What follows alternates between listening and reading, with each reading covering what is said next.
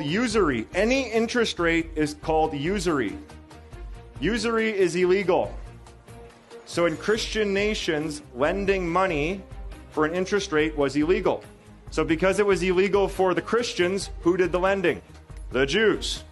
So there was Christians who could lend for 0% or didn't lend at all.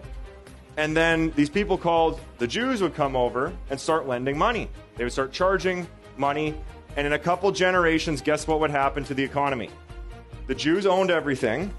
And then guess what the king did? Rounded them up and threw them out of the country. Then they go to the next country, and what would they do?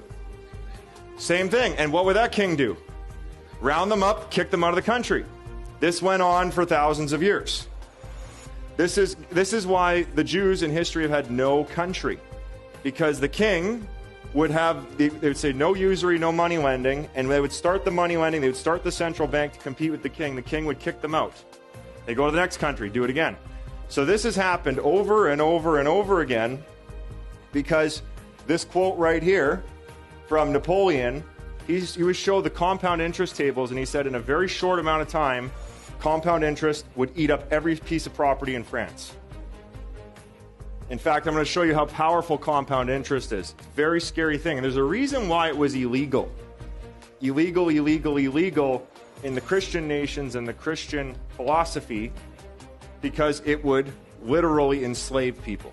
Guys, the interest on credit cards enslave people today. Does student loans enslave people today? We no longer have forced slavery. We have debt slavery now. It is no longer forced slavery. There's not a massa with a whip whipping you anymore to pick cotton or something like that, or build wallets or whatever you're doing, build boats, all sorts of slavery. We now have debt slavery, where somebody prints money and you now have to pay the money back plus interest. Okay, so Pareto's principle.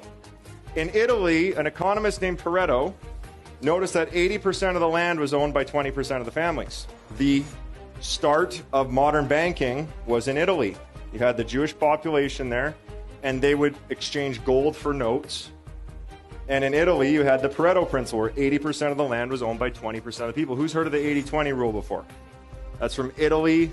And I want you to write this formula down. Time times compound interest equals power. And today, when you guys are investing in your game, we're going to be doing 30 years of investing over 3 days. So you got lots of time, and you have compounding numbers. So when you compound numbers over time, that becomes extremely powerful.